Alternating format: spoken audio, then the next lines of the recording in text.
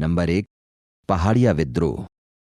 राजमहल के पहाड़ी क्षेत्र में रहने वाली जनजातियों ने 1778 ईस्वी में अंग्रेजों के विरुद्ध सशस्त्र संघर्ष प्रारंभ कर दिया था। अंततः अंग्रेजों को इस समुदाय से सुलह करनी पड़ी तथा इस लड़ाकू पहाड़िया जाति को संतुष्ट करने हेतु राजमहल पहाड़ी पर इनके वास क्षेत्र को दामनी कोल क्षेत्र घोषित करना पड़ा। नंबर 2, खोंड विद्रोह। तमिलनाडु से बंगाल तथा मध्य भारत के पहाड़ी क्षेत्रों में खोंड जनजाति निवास करती थी। इन्होंने 1837 से 1856 ईस्वी तक अंग्रेजों के विरुद्ध कई लगातार विद्रोह किए, जिनका नेतृत्व चक्र बिसोई ने किया। बाद में राधाकृष्ण दंडसेन के नेतृत्व में सवारा व अन्य जनजातियां भी इस विद्रोह में शामिल हो गईं। इनके विद्रोह का कारण था अंग्रेज सरकार द्वारा मोरिया अर्थात मानव बलि पर प्रतिबंध तथा नए कर लगाना। इनके नेता चक्र बिसोई के अंत के बाद यह विद्रोह स्वतः समाप्त हो गया। नंबर 3, चुआर तथा हो विद्रोह। पश्चिम बंगाल के मेदिनीपुर जिला में चुआर जनजाति रहती थी। इस जनजाति के लोगों ने 1768 से 1772 ईस्वी के दौरान विद्रोह किया। इसका कारण था अकाल, बढ़ता भूमिकर तथा अन्य आर्थिक समस्याएं। विद्रोह का नेतृत्व चुआरों के राजा जगन्नाथ ने किया था। लगभग 30 वर्षों तक संपूर्ण क्षेत्र अशांत बना रहा। छोटा नागपुर क्षेत्र की हो जनजाति ने भी 1820 से 22 ईस्वी के दौरान अपने क्षेत्र में अंग्रेजों के हस्तक्षेप के विरोध में शस्त्र उठा लिए। यह विद्रोह 1837 ईस्वी तक चला। नंबर 4, कोल विद्रोह। बंगाल में ब्रिटिश शासन की स्थापना के बाद आरंभ हुए आदिवासियों के आर्थिक शोषण के विरुद्ध छोटा नागपुर में रहने वाली कोल जनजाति ने 1831 ईस्वी में विद्रोह किया। कोलों की जमीनें छीने जाने के कारण यह जनजाति असंतुष्ट थी। 1831 ईस्वी में कोलों ने लगभग 1000 विदेशियों को अपने क्षेत्र से बाहर भगाने में सफलता पाई। शीघ्र ही यह विद्रोह विभिन्न क्षेत्रों रांची, सिंहभूम, पालामऊ, हजारीबाग आदि में फैल गया। विद्रोह के नेता थे बुद्धू भगत, केशव भगत, जोआ भगत, मदरा महतो, नरेंद्र शाह तथा मनीकी। नंबर 5, संथाल विद्रोह। आदिवासियों द्वारा किए गए समस्त विद्रोहों में 1855-56 ईस्वी का संथाल विद्रोह अत्यधिक शक्तिशाली था। संथाल जनजाति बिहार तथा बंगाल के वीरभूमि सिंहभूम, बांकुरा, मुंगेर, हजारीबाग, भागलपुर जिलों में निवास करती थी। 1793 ईस्वी में जब स्थायी बंदोबस्त व्यवस्था के तहत अधिकांश जमीनों पर जमींदारों को अधिकार दे दिए गए, तब संथालों ने राजमहल की पहाड़ियों में शरण ली। यहां पर जंगलों को साफ कर आवास योग्य स्थान बनाया, जिसे दामन ए कोह कहा गया। अंग्रेजों ने इस क्षेत्र से भी लगान वसूली के प्रयास किए। सरकारी लगान चुकाने के लिए निर्धन संथालों को साहूकारों, महाजनों आदि से ऋण लेना पड़ता था, जिस पर उनसे 50% से 500% तक का सूद वसूल किया जाता था। अंततः शोषित संथाल कृषकों ने विद्रोह कर दिया। इनके नेता सिद्धू और कान्हू थे। 30 जून 1855 ईस्वी को भगनीडीह ग्राम में 7000 संथालों ने एक सभा की। इसमें सिद्धू ने स्वयं को दैवीय दूत बताकर विद्रोह को एकमात्र विकल्प बताया। उसने संथालों को यह कहकर एकजुट किया कि ठाकुर जी संथालों के आराध्य ने उन्हें आदेश दिया है कि आज़ादी के लिए हथियार उठा लें। संथालों ने एकजुट होकर अंग्रेजों से आज़ादी की घोषणा कर दी। इसी दौरान संथालों ने अत्याचारी दरोगा महेश लाल की हत्या कर दी। विद्रोह शीघ्र ही सिंहभूमि, हजारीबाग, मुंगेर, बांकुरा, भागलपुर आदि क्षेत्रों में फैल गया। विद्रोहियों को समाप्त करने के लिए मेजर बार्रो के नेतृत्व में ब्रिटिश सेना भेजी गई, किंतु वह पराजित हुई। अंततः 1856 ईस्वी में भागलपुर के कमिश्नर ब्राउन तथा मेजर जनरल लॉयड ने सैन्य कार्रवाई कर विद्रोह को कुचल दिया। संथाल विद्रोह के नेताओं सिद्धू और कान्हू की हत्या कर दी गई। संथाल विद्रोह का विवरण लीवार्नर, व्हीलर, हंटर आदि ब्रिटिश विद्वानों ने अपने लेखों में किया है। नंबर 6, भील विद्रोह। भील विद्रोह पश्चिमी तट पर महाराष्ट्र क्षेत्र में तथा मध्य प्रदेश से प्रारंभ हुआ। धीरे धीरे दक्षिण राजस्थान के बांसवाड़ा, सूट और डूंगरपुर क्षेत्रों में भी भील जनजाति ने अंग्रेजों के विरुद्ध शस्त्र उठा लिए। इनका उद्देश्य था भील राज्य की स्थापना। 1913 ईस्वी के आसपास यह आंदोलन अत्यधिक सशक्त हो गया था। भीलों ने लंबे समय तक अंग्रेजों से संघर्ष जारी रखा। ब्रिटिश कंपनी का आरोप था कि भील विद्रोह को मराठा पेशवा बाजीराव द्वितीय तथा त्रिबंकजी दंगालिया ने प्रोत्साहन दिया था। सेवरम नामक व्यक्ति ने कुछ समय के लिए आंदोलन का नेतृत्व किया था। नंबर 7, बस्तर का विद्रोह। बस्तर के पठार पर स्थित जगदलपुर क्षेत्र में आदिवासी समुदायों ने विद्रोह कर दिया था। विद्रोह मुख्यतया बस्तर के राजा की शोषणकारी नीतियों के विरुद्ध था।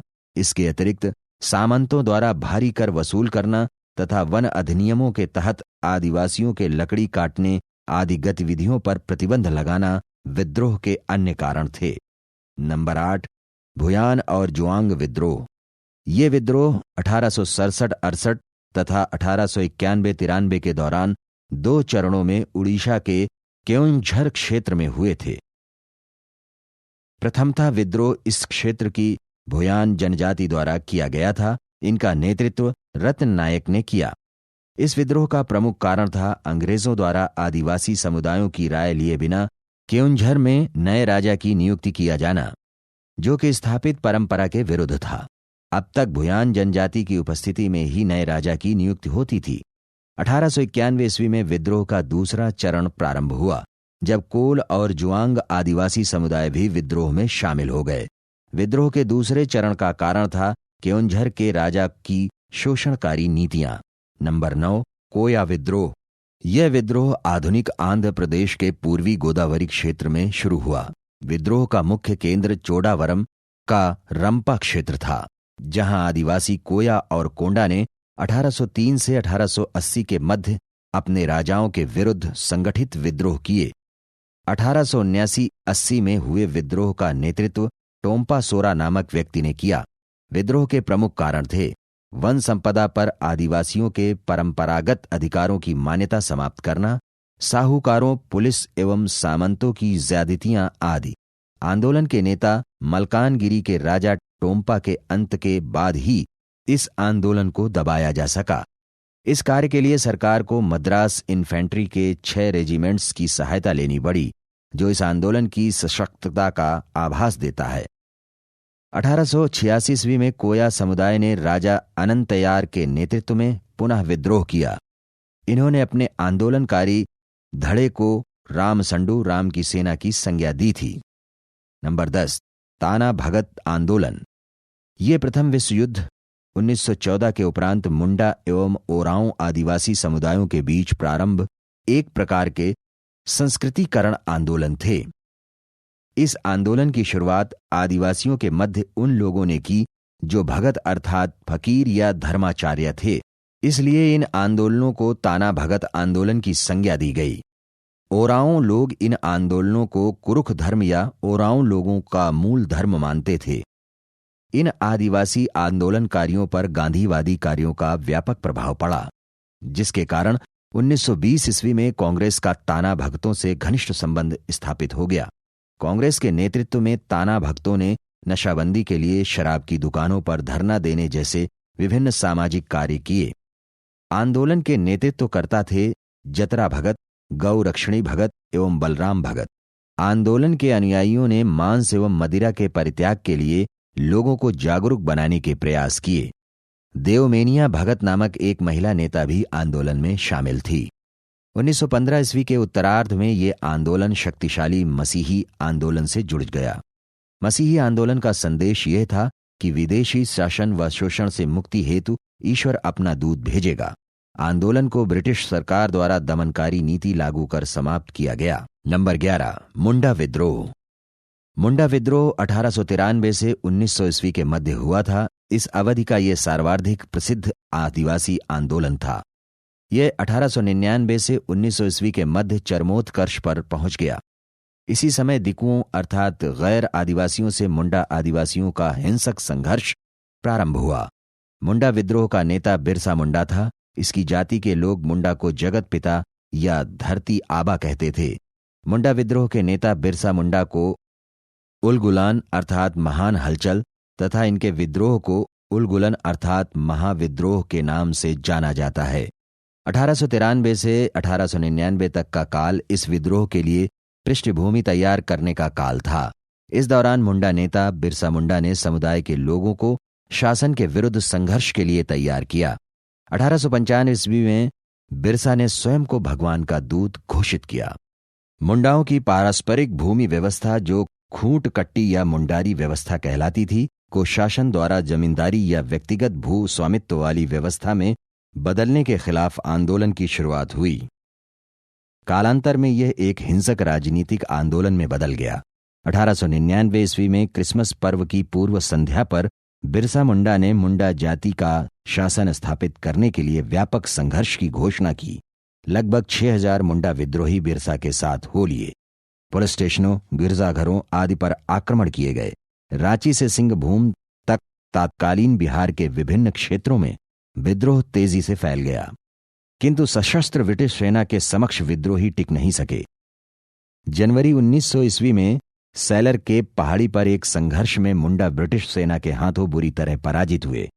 फरवरी 1900 के प्रारंभ में बिरसा मुंडा को गिरफ्तार कर लिया गया तथा जून 1900 ईस्वी में उसकी कारावास में ही मृत्यु हो गई। इस प्रकार मुंडा विद्रोह समाप्त हो गया। नंबर 12, लसोड़िया आंदोलन। भील जनजाति को संगठित करने व उन्हें आत्म सुधार के प्रति जागरूक करने के उद्देश्य से 19वीं शताब्दी के उत्तरार्ध में लसोड़िया आंदोलन चलाया गया। लसोड़िया आंदोलन के प्रवर्तक थे गोविंद गुरु। इन्हें भील समुदाय में लसोड़िया नाम से भी जाना जाता था, इसलिए आंदोलन को लसोड़िया आंदोलन कहा गया। भीलों को संगठित करने के उद्देश्य से 1883 में गोविंद गुरु ने सभ्य सभा की स्थापना की थी। आंदोलन का विस्तार मेवाड़, डूंगरपुर, बांसवाड़ा, पाली, प्रतापगढ़, सिरोही आदि क्षेत्रों में था। सूरजी भगत एक अन्य समाज सुधारक था जो इस आंदोलन से जुड़ा था। नंबर 13, चेंचू आदिवासी आंदोलन। गांधी जी के नेतृत्व में 1920 में प्रारंभ हुए असहयोग आंदोलन के समय आंध्र प्रदेश के गुंटूर जिले में चेंचू आदिवासियों ने ब्रिटिश सरकार के खिलाफ आंदोलन प्रारंभ कर दिया। आंदोलन का प्रारंभ जंगल सत्याग्रह के रूप में हुआ।